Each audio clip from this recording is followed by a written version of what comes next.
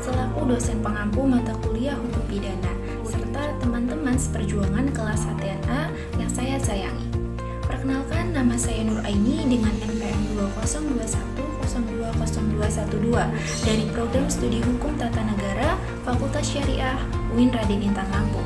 Nah, di video ini sebagai tugas mata kuliah Hukum Pidana, saya akan menjelaskan mengenai tindak pidana, yakni yang pertama ada pengertian tindak pidana, kemudian yang kedua ada unsur-unsur tindak pidana, yang ketiga ada jenis-jenis tindak pidana. Jadi langsung saja ke pembahasan yang pertama, yakni pengertian tindak pidana. Tindak pidana atau musrah barfai adalah perbuatan yang dilarang dan diancam dengan sanksi pidana oleh undang-undang bagi barang siapa yang dengan melawan hukum melanggar larangan tersebut tanpa adanya alasan pembenar. Sedangkan menurut Profesor Muljatno SH, tindak pidana adalah perbuatan yang dilarang oleh suatu aturan hukum. Larangan yang mana disertai sanksi atau ancaman yang berupa pidana tertentu bagi barang siapa yang melanggar larangan tersebut. Kemudian terdapat 3 hal yang perlu diperhatikan mengenai tindak pidana, yakni yang pertama, perbuatan pidana adalah perbuatan oleh suatu aturan hukum yang dilarang dan diancam pidana. Jadi perbuatan tersebut terdapat sanksi yang mengikutinya jika ada yang melakukannya. Kemudian yang kedua, larangan ditujukan kepada perbuatan, yaitu suatu keadaan atau kejadian yang ditimbulkan oleh kelakuan seseorang. Sedangkan ancaman pidana ditujukan kepada orang yang menimbulkan kejadian itu. Jadi larangan ini ditujukan kepada perbuatan seorang, sedangkan ancaman pidana ini ditujukan kepada pelaku. Kemudian untuk yang ketiga ini antara larangan dan ancaman pidana ada hubungan erat. Oleh karena itu antara kejadian dan orang yang menimbulkan kejadian itu ada hubungan yang erat pula. Jadi larangan dan ancaman harus ada keterkaitan atau ada relasi dengan sebuah kejadian atau pelaku yang menimbulkan kejadian tersebut. Selanjutnya unsur-unsur tindak pidana. Nah, menurut Simons, unsur tindak pidana ini yang pertama perbuatan manusia, kemudian diancam dengan pidana, 3 ini melawan hukum, keempat itu dilakukan dengan kesalahan, yang kelima itu oleh orang yang mampu bertanggung jawab. Kemudian Simons dalam bukunya Colin Hall ini menyebutkan adanya unsur objektif dan subjektif dari tindak pidana. Nah, untuk unsur objektif ini, yang pertama ini perbuatan orang, yang kedua itu akibat yang kelihatan dari perbuatan itu, yang ketiga ini mungkin adanya keadaan tertentu yang menyertai perbuatan itu. Ini contohnya dalam pasal 281 KUH Pidana, dilakukan di muka umum. Nah, untuk unsur subjektifnya ini, yang pertama itu orang yang mampu bertanggung jawab, kemudian kedua ini adanya kesalahan atau dolus. Sedangkan menurut Muljatno, unsur tindak pidana ini yang pertama ini perbuatan manusia, yang kedua ini memenuhi rumusan dalam undang-undang atau syarat formil. Nah, yang ketiga ini bersifat melawan hukum atau syarat material. Kemudian jenis-jenis tindak pidana. Nah, yang pertama kejahatan dan pelanggaran. Nah, pembagian delik atas kejahatan dan pelanggaran ini terlihat dari pembagian isi dalam kitab undang-undang hukum pidana.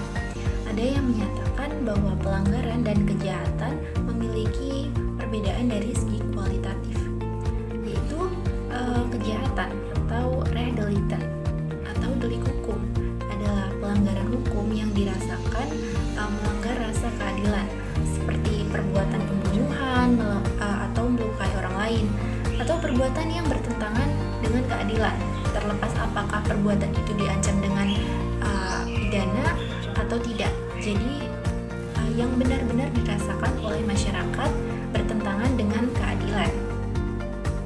Untuk pelanggaran atau wetsdelikten atau delik undang-undang, yakni melanggar apa yang ditentukan oleh undang-undang, seperti keharusan mempunyai SIM bagi yang berkendara di jalan umum atau menggunakan helm ketika sedang mengendarai sepeda motor, atau perbuatan yang oleh umum baru disadari sebagai tindak pidana karena undang-undang menyebutnya sebagai delik karena adanya undang-undang yang mengancamnya dengan pidana.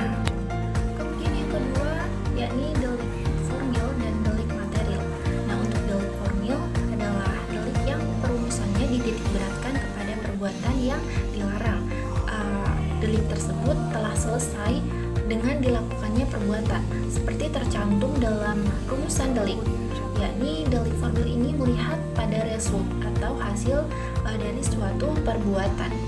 Nah, untuk delik material adalah delik yang perumusannya dititik beratkan kepada akibat yang dikehendaki atau dilarang. Delik ini baru selesai apabila akibat yang tidak dikehendaki itu telah terjadi. Dan delik omisi semu. Nah, untuk delik omisi ini delik yang berwujud suatu perbuatan yang merugikan orang lain berupa pelanggaran terhadap larangan, ialah berbuat sesuatu yang dilarang. Contohnya, pencurian ini terdapat dalam pasal 362.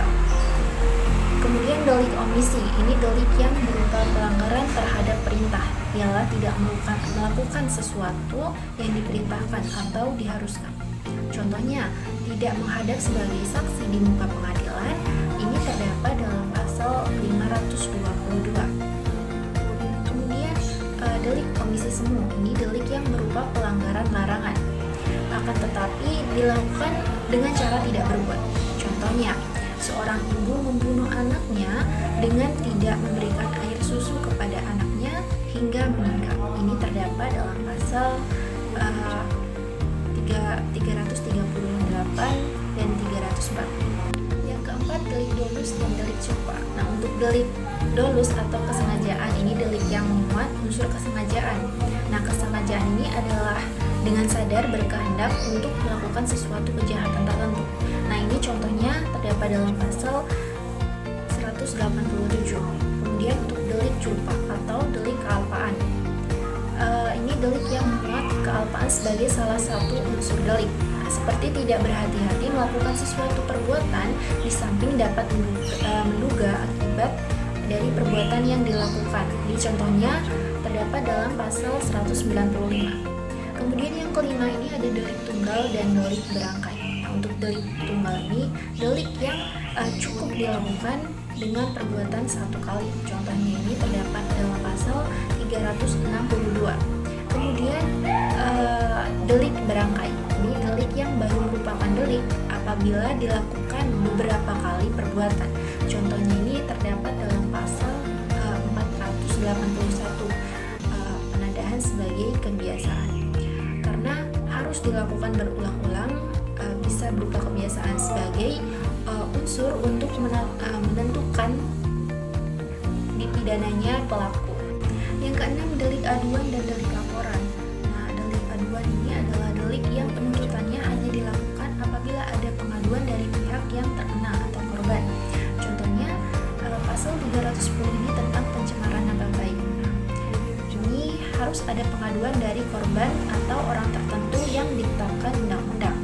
Kemudian untuk delik laporan atau delik biasa adalah tindak pidana yang dapat dituntut tanpa diperlukan adanya suatu pengaduan terlebih dahulu dari pihak korbannya. Contohnya dalam pasal 362 tentang pencurian.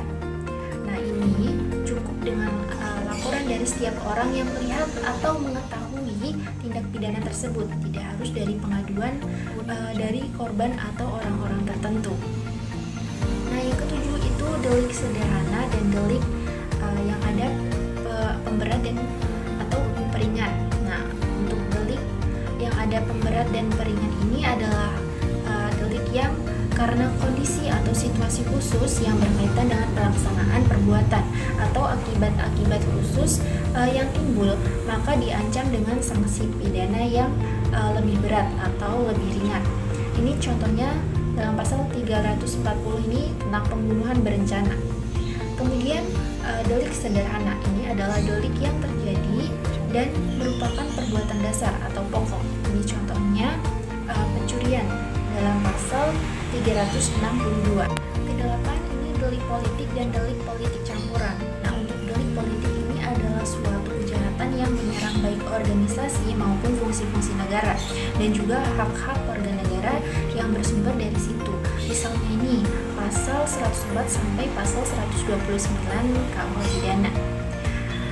Kemudian delik politik campuran ini adalah delik-delik yang mempunyai sifat setengah politik dan setengah umum, atau dengan kata lain bahwa delik ini seolah-olah nampak sebagai delik umum, tetapi sebenarnya delik ini merupakan tujuan politik atau sebaliknya. Contohnya pencurian senjata